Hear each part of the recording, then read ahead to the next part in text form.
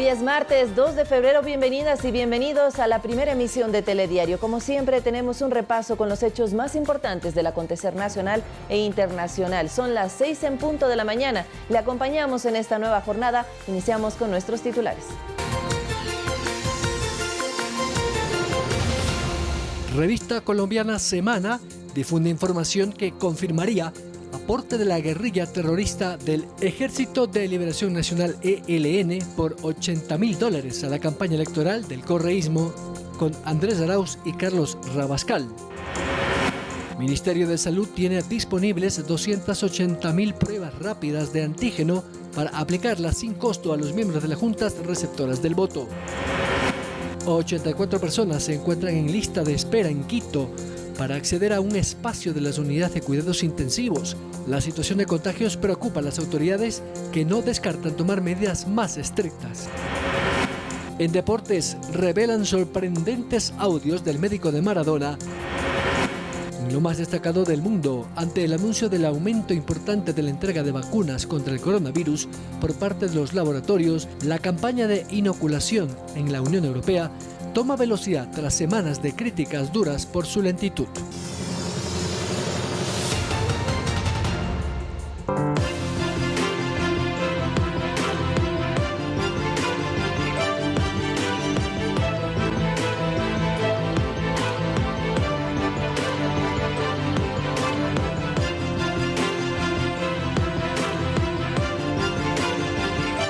Comenzamos. El legislador Ángel Sigmaleza oficializó la solicitud de juicio político en contra del ministro de Salud Juan Carlos Ceballos por incumplimiento de funciones. Sin embargo, el pedido podrá ser analizado por el Consejo de Administración Legislativo luego del 8 de febrero próximo, porque 4 de sus integrantes buscan la reelección.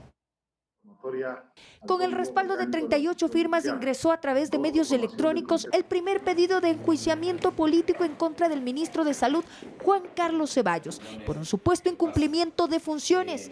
El proceso busca la destitución y censura del funcionario. El proponente, Ángel Sigmaleza, del bloque de Suma, sustenta el proceso en 3 causales. Una de ellas se refiere a denuncias de irregularidades en el proceso de distribución y vacunación que ejecuta la cartera de Estado.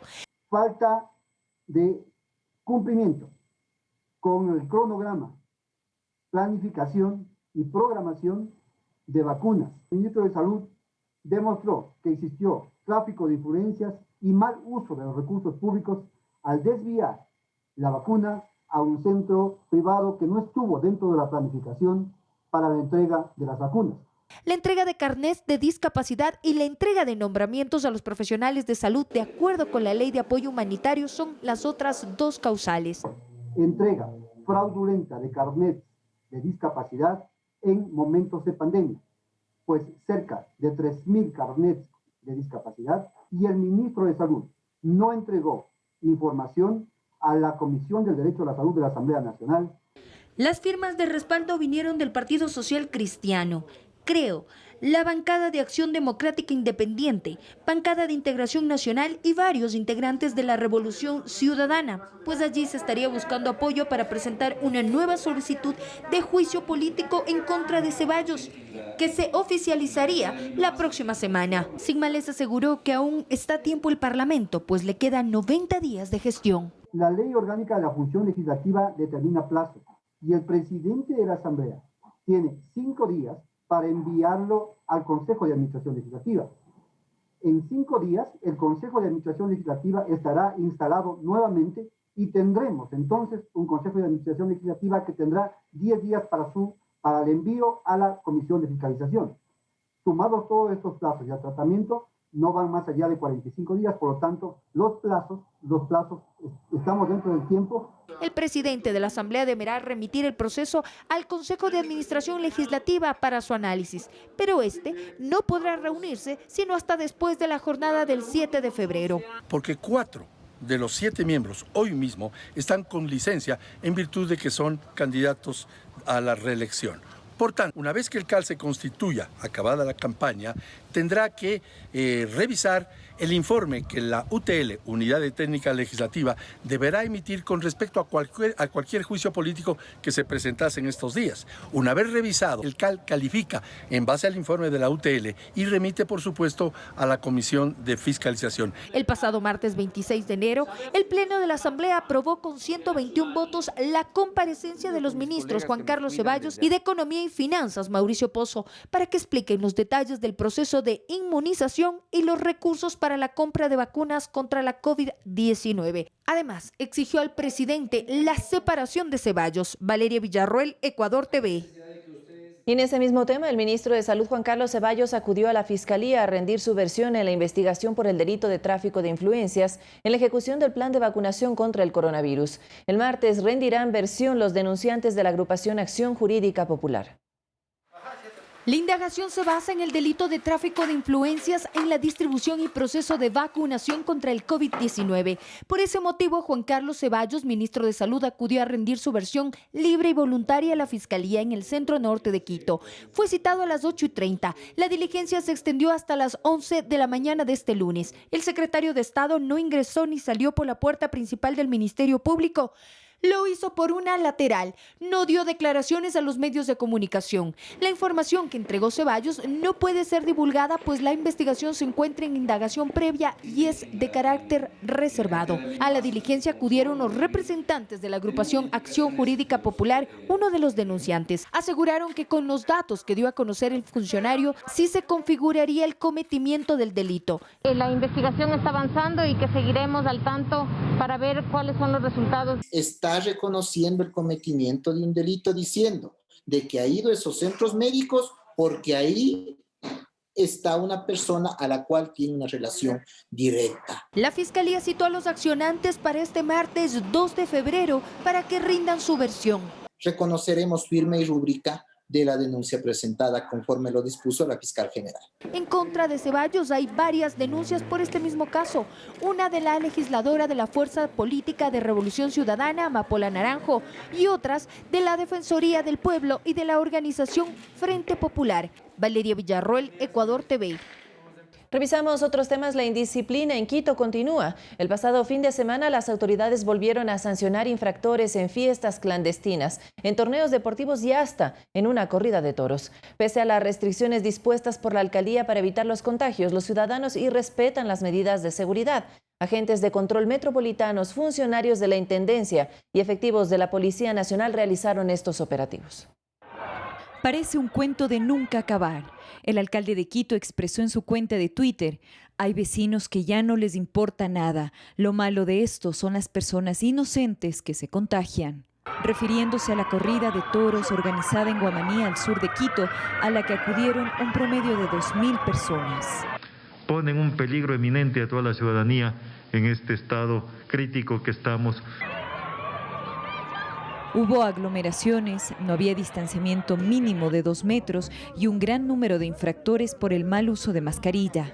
Los videos revelan adultos mayores y niños que se encontraban en el lugar. Según la Agencia Metropolitana de Control, los agentes sufrieron de ataques e insultos cuando desalojaron a los ciudadanos. Agredidos con piedras, con palos, con botellas. En otros sectores, la tónica fue de fiestas clandestinas y reuniones. En Alangasí, una fiesta con 200 personas, la mayoría sin usar la mascarilla. En Amaguaña, un local fue clausurado por el incumplimiento del UAE y ventas de bebidas alcohólicas. Hay una sensación de hastío, de cansancio, de estar encerrados mucho tiempo, pero eso no puede ser en este momento una justificación para salir sin control. En los parques de la capital también hubo aglomeraciones. En Tumbaco se realizó un operativo por el uso de la mascarilla, al igual que en el sector del Calzado, donde se registró una presencia superior a 700 personas. Aquí la ciudadanía se mostró agresiva con los agentes de control. Y con consumo de alcohol, por lo tanto, las reacciones son mucho más violentas. Las autoridades llegaron hasta el Quinche para controlar las ventas informales ubicadas en los exteriores del santuario y evitar aglomeraciones. Ana María Suárez, Ecuador TV. En Quito, 84 personas necesitan un espacio en las unidades de cuidados intensivos. El incremento de la demanda supera la capacidad de los servicios sanitarios, que han tenido que readecuar sus instalaciones para poder atender los nuevos casos.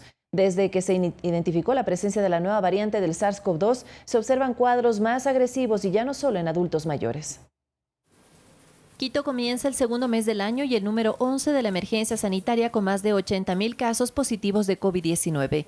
La situación epidemiológica de la ciudad preocupa a las autoridades, ya que el sistema sanitario no abastece las necesidades de la demanda actual, aunque las casas de salud hayan tenido que reinventarse para hacerlo.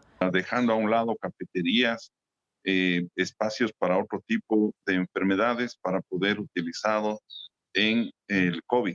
Es el caso del Hospital del IES Quito Sur, en el que las áreas de contingencia y las carpas que fueron pensadas inicialmente como zonas prealta, ahora son de hospitalización. Aproximadamente entre 170 y 200 pacientes diarios, de los cuales un 25% va a necesitar una hospitalización. Sin embargo, las altas, es decir, los egresos, no son de la misma cantidad y por lo tanto ahí hay un desbalance. Hugo Espejo, subdirector de Medicina Crítica de este centro hospitalario, indica que la mayoría de los pacientes llegan en estado grave y eso dificulta su tratamiento. Se quedan en casa con medicinas tal vez naturales o automedicándose, lo que involucra más requerimientos durante su hospitalización, empezando por el oxígeno, tanto de bajo flujo o de alto flujo. Similares condiciones se observan en el norte de la urbe. En el Centro de Atención Temporal Bicentenario se registraron 9 decesos por el virus en el mes de enero. Todas las camas están ocupadas y desde que fue identificada la nueva variante del SARS-CoV-2, ya no solo son los adultos mayores los que requieren asistencia respiratoria. En la primera ola teníamos pacientes que estaban entre los 50 y los 80 años más o menos. Ahora tenemos pacientes de entre los 30 y los 55 años aproximadamente. Y la agresividad del cuadro, ¿no? Antes teníamos el 10% de pacientes graves y hoy tenemos el 30% de pacientes graves. En Quito, al menos 84 personas se encuentran en lista de espera para acceder a una cama de cuidados intensivos. Un número que ha ido creciendo en las últimas semanas a criterio de Santiago Guarderas, vicealcalde de la ciudad, debido al comportamiento poco prudente de los quiteños. Las incivilidades han aumentado. Para nosotros no tenemos cómo tildarlo, sino que además cuando la autoridad actúa, recibe respuestas violentas. Cuando falta poco para las elecciones y el próximo feriado de carnaval, las autoridades analizan nuevas medidas, quizás más estrictas, para frenar los contagios. Por el momento, las vigentes se extenderán hasta el 7 de febrero. Vanessa Hervás, Ecuador TV.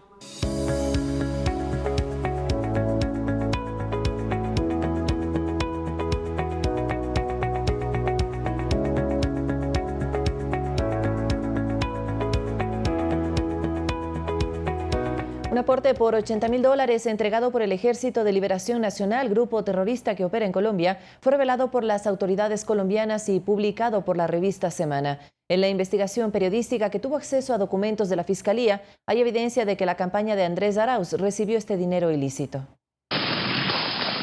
La revista Semana de Colombia detalla los movimientos y relaciones políticas del jefe del Ejército de Liberación Nacional, Andrés Felipe Vanegas, alias Uriel. La investigación parte de información obtenida de computadores secretos que se incautaron al comandante del ELN abatido durante la operación Odín en la selva de Chocó en octubre de 2020. En el campamento se encontró armamento, un panel solar, potentes antenas de internet y un arsenal de equipos con 3.2 teras de información que equivalen a 2 millones de archivos. Fue abatida una operación meticulosa de inteligencias compartidas. Los archivos encriptados revelarían que esta organización habría aportado $80.000 para la campaña presidencial de Andrés Arauz, candidato de la Unión por la Esperanza, según el exdirector de inteligencia de las Fuerzas Armadas ecuatorianas, Mario Pazmiño. Creo que el Consejo Nacional Electoral tiene la obligación, la Fiscalía tiene la obligación de realizar las indagaciones correspondientes, la UAFE tiene la obligación de realizar y transparentar todos los recursos que están utilizando, no solo este candidato, sino todos los candidatos a nivel nacional. Pazmiño señala que el interés de estos grupos irregulares es que sus aliados lleguen al poder para poder operar en zonas fronterizas. El Ejército de Liberación Nacional tiene como objetivo la explotación de todo lo que son los recursos de la minería informal. Basándose en las primeras pericias, la publicación de Semana refiere que las siglas MS significarían Mariposa del Sur y harían referencia al logo de UNES.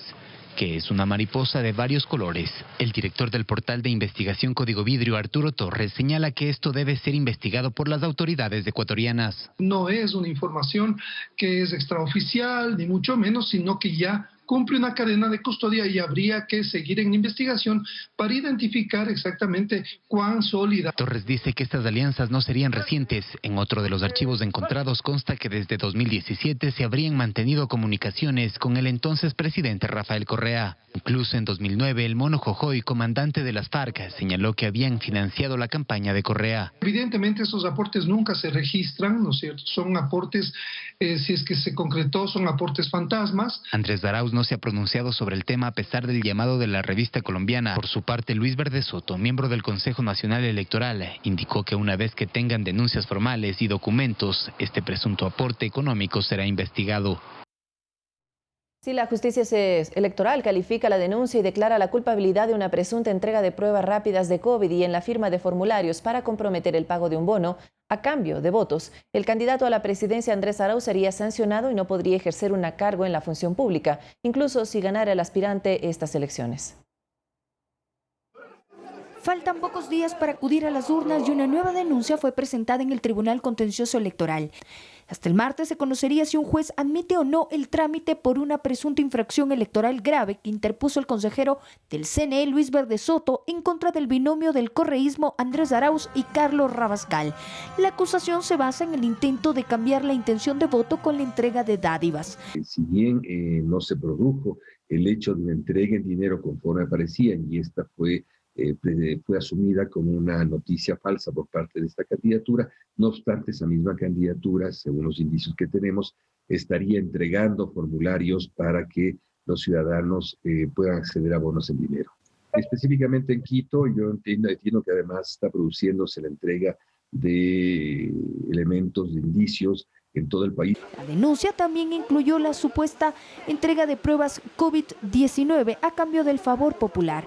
La Fiscalía incautó el pasado 27 de enero 350 pruebas en una central política de esa agrupación en Tulcán. Tengo que entregar los indicios de infracciones electorales a la autoridad competente para su juzgamiento. Esa es mi obligación constitucional al margen de todo. Las candidatas y candidatos y las organizaciones políticas no podrán entregar donaciones, dádivas o regalos a las ciudadanas y ciudadanos. Durante el periodo de campaña electoral, en el caso de, y escúchese bien, representantes legales, candidatos, responsables económicos y jefes de campaña de las organizaciones políticas, que para que se configure esta infracción electoral, el individuo que comete esta infracción tiene que ser alguno de estos 4 actores. Verde Soto pidió la máxima sanción para el binomio. Entre las cuales se encuentran una sanción económica entre 11 y 20 salarios básicos.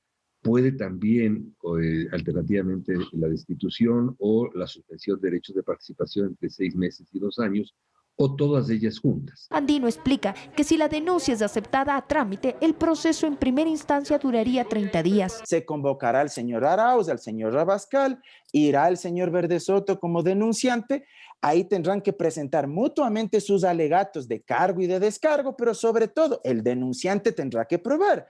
Y me imagino yo que ya esa audiencia no comparecerá solo con los prints de pantalla de las publicaciones en Twitter, ni mucho menos.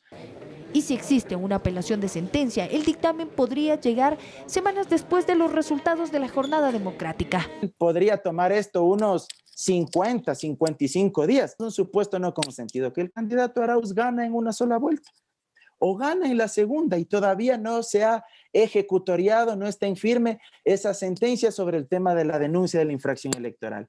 Y asumamos que después de ganar, recién ahí sale la sentencia. ¿Y sabe cuál es una de las sanciones que podría recibir? Suspensión del ejercicio de los derechos de participación. Y uno de los derechos de participación, según la Constitución de la República, es acceder a la función pública. Y si es que están suspendidos, no podría posicionarse como presidente de la República. Si el juez no admite a trámite la denuncia, será archivada y el proceso quedará ahí, en el Tribunal Contencioso Electoral. Valeria Villarroel, Ecuador TV. Y el Consejo Nacional Electoral asegura que la elección de parlamentarios andinos se cumplirá con normalidad el 7 de febrero y que el material será distribuido y llegará a tiempo a los recintos. Sin embargo, es posible que la boleta no llegue a todas las oficinas en el exterior. El órgano electoral no ha confirmado si el envío de última hora generará un gasto adicional. A contrarreloj, imprime las papeletas de parlamentarios andinos del Instituto Geográfico Militar. El proceso inició la madrugada del domingo 31 de enero. Hasta este lunes el avance era del 29.2%. 3.803.500 boletas están impresas, de un total de 13.106.890. El Consejo Nacional Electoral ordenó la impresión una vez que el Tribunal Contencioso Electoral rechazó el recurso del Movimiento Justicia Social y emitió la certificación de que ya no existen más causas pendientes por resolver. Nosotros nos reunimos con gente del IGM, vimos la posibilidad, qué posibilidades había de que alcancemos. Es posible y por eso se tomó la decisión. Afirma que la elección de estas dignidades sí se realizará el domingo 7 de febrero con normalidad, que la boleta sí será distribuida a escala nacional, pero no a las 64 oficinas consulares en el exterior. Está complicado y en las próximas horas tendremos que tomar una resolución. Se está haciendo un análisis a qué países podríamos alcanzar a llegar el día sábado, pero la totalidad es imposible. Las Fuerzas Armadas, que se encargan del traslado y resguardo del material electoral, iniciaron con el reparto de la última papeleta. Los contingentes se dirigen a Galápagos, Morona, Santiago, Pastaza, Napo, Sucumbíos, Zamora, Chinchipe, que son las provincias más alejadas y en las que existen recintos de difícil acceso. Es un tema preocupante porque esto da cuenta de una falla en el tema de la administración, de la logística, del tema técnico. Antes de convocar a las elecciones, el Consejo Nacional Electoral tuvo que contar con todas estas contingencias. Pero el análisis debe ir más allá. Por ejemplo, la igualdad de los postulantes a estos cargos de elección popular y si tuvieron las mismas oportunidades para hacer campaña debido a la incertidumbre que se generó. Yo sí creo que las candidaturas merecen también una explicación real. Yo no vi un tema comunicacional que digan vamos a reunir a todas las dignidades al Parlamento, vamos a hacer un consejo consultivo para explicarles. El CNE no ha informado si el envío de las nuevas papeletas significará un nuevo rubro adicional, sobre todo las que viajan al exterior, pues tardan entre 3 y 8 días. Unos recursos adicionales en el ámbito administrativo, presupuestario, logístico y operativo. No es que las papeletas se terminan de imprimir y automáticamente están en los lugares. No, eso requiere una cadena de seguridad. El error más notorio fue la fallida impresión de las papeletas presidenciales, cuya corrección tuvo un costo adicional de $401.101 y todavía no se conoce cómo se cubrirá ese monto. Valeria Villarroel, Ecuador TV.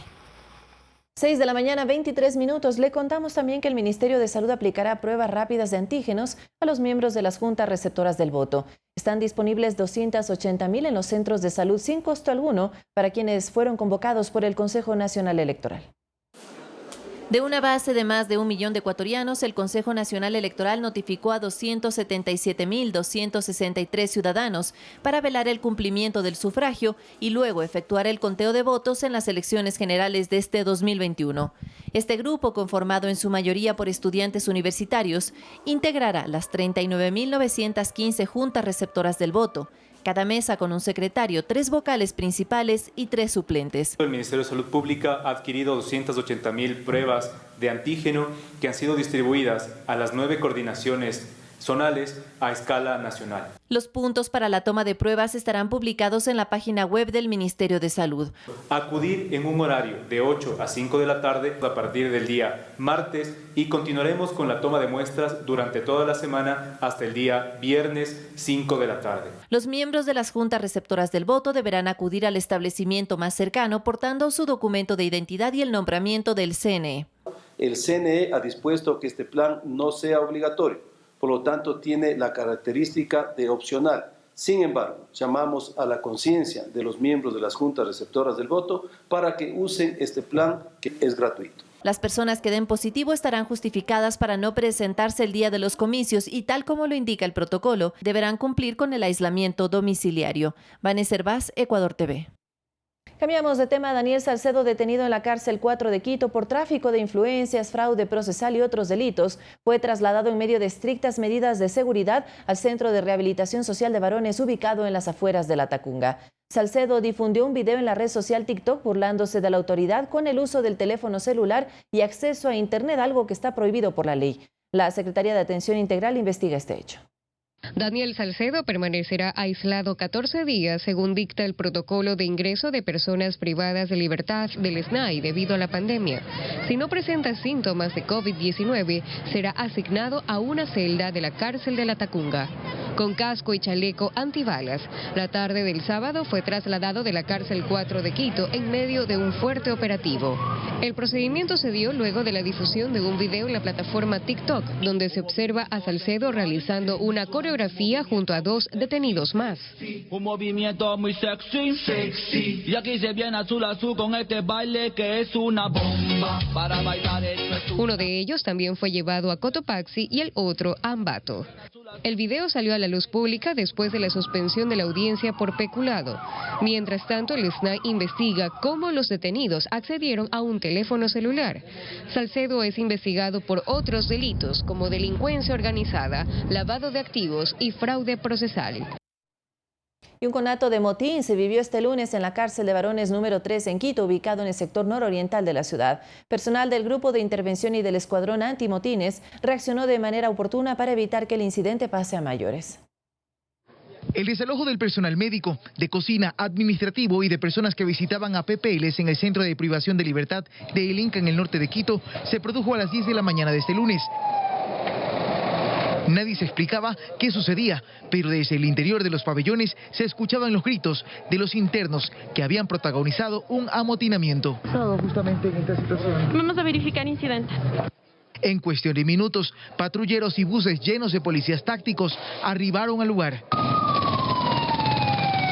Posible amotinamiento. Estamos verificando, se está tomando contacto con la directora y estamos verificando. No sé por qué vienen a ingresar y me dicen que no sé qué pasó, que ha habido un intento de fuga, dice. Luego de las acciones policiales, el director del SNAI, Edmundo Moncayo, dio detalles de lo ocurrido entre PPLs de 2 pabellones. No tenemos que reportar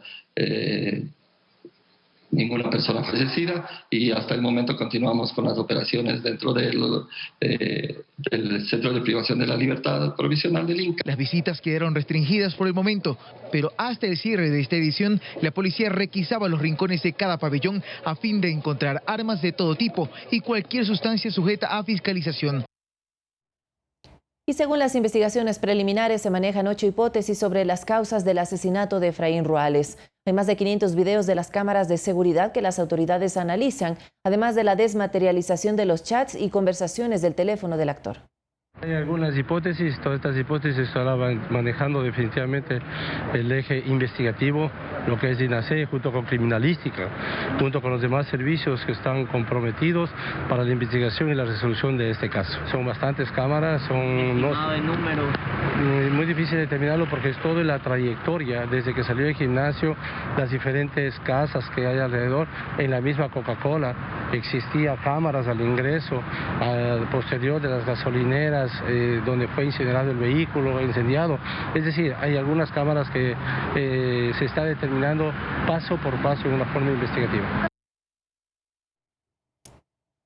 Y mucha atención a lo siguiente: el proceso de revisión técnica vehicular inició este 1 de febrero en Quito. Este es uno de los requisitos que se debe cumplir para realizar el proceso de matriculación de los vehículos. Durante este mes de febrero el trámite es obligatorio para los automotores que terminan en placa terminada en 1 y opcional para aquellos con placas terminadas en 2. En el siguiente reportaje le brindamos una guía para que pueda cumplir con esta obligación. La revisión técnica vehicular es un proceso que se debe cumplir obligatoriamente durante este año en Quito. Se cuenta con un calendario que responde a los últimos dígitos del automotor. En el caso de febrero deben hacer la revisión los autos con placas que terminen en 1 en los 6 centros de revisión: Guajaló, Guamaní, Los Chillos, Florida, Carapungo y El Inca. El procedimiento que implementamos en el 2020, que es decir, el proceso de matriculación digital, se mantendrá. Ya no habrá justamente el reproceso que existía antes en los centros de revisión. Es decir, el usuario realizará la revisión técnica vehicular en los centros y completará en línea el proceso de matriculación vehicular. Al hacer el proceso de matriculación de forma digital, el ciudadano no solo tiene la opción justamente de hacerlo las 24 horas del día, 7 días de la semana, sino también que evita este reproceso dentro de los centros de revisión técnica vehicular. Debido a la pandemia, en los centros de revisión técnica se aplica el protocolo de bioseguridad. Los usuarios deberán acudir 5 minutos antes de la hora registrada, usando mascarilla y respetando el distanciamiento social. La persona llega al centro de revisión técnica vehicular con su turno, se le da paso para que acceda a los centros de revisión técnica vehicular, ingresa, estaciona su vehículo, se baja y en la parte administrativa entrega la llave para que un conductor sea el que maneje su vehículo a través de todo el circuito de revisión técnica vehicular. Una vez que el vehículo aprueba la revisión, se le entrega la llave con el informe al ciudadano. La modificación que se hace, que es opcional para los ciudadanos que deseen, es que el mismo ciudadano sea el que pase el circuito con su vehículo. Si es que no desea entregar el vehículo a uno de los conductores designados para el circuito de revisión, el usuario firmará un documento de descargo de responsabilidad. La Agencia Metropolitana de Tránsito prevé realizar la revisión entre 42 a 45 mil vehículos por mes. La principal recomendación es esa, que todos los ciudadanos hagan los trámites de acuerdo al último dígito de la placa. Recuerde consultar los valores a pagar en las páginas web del Servicio de Rentas Internas, en la Agencia Nacional de Tránsito y en la Agencia Metropolitana de Tránsito. Genere las órdenes de pago y cancele en las entidades financieras. Sin valores pendientes, puede sacar la cita previa. Los centros de revisión técnica vehicular atienden de lunes a viernes de 7:30 a 16:30 y los sábados de 7:30 a 11:30 de la mañana. Ana María Suárez, Ecuador TV. Y el ministro de Telecomunicaciones y presidente de la Agenda Digital para América Latina y el Caribe, Andrés Michelena, mantendrá una agenda de trabajo en Washington con altas autoridades hemisféricas para promover la cooperación internacional en proyectos de tecnología y telecomunicaciones para el país y la región. Este lunes se reunió con el secretario general de la Organización de Estados Americanos, Luis Almagro, con quien abordó el tema de la inclusión del ELAC 2022 en la Declaración de Presidentes de la Cumbre de las Américas. En los próximos días tratará asuntos de ciberseguridad y expansión de las telecomunicaciones en América. Gestionará recursos económicos para el proyecto Fondo Latinoamericano de Conectividad y Digitalización Rural, iniciativa ecuatoriana que busca incluir tecnológicamente a millones de latinoamericanos excluidos de estos servicios y proyectos de conectividad para poblaciones vulnerables de nuestro país. El reloj marca las 6 de la mañana con 32 minutos, pero quédese en nuestra sintonía. Hacemos una nueva pausa y al regresar nuestro compañero Arturo Barriga nos contará qué pasa en el mundo del deporte. Ya viene Fanático.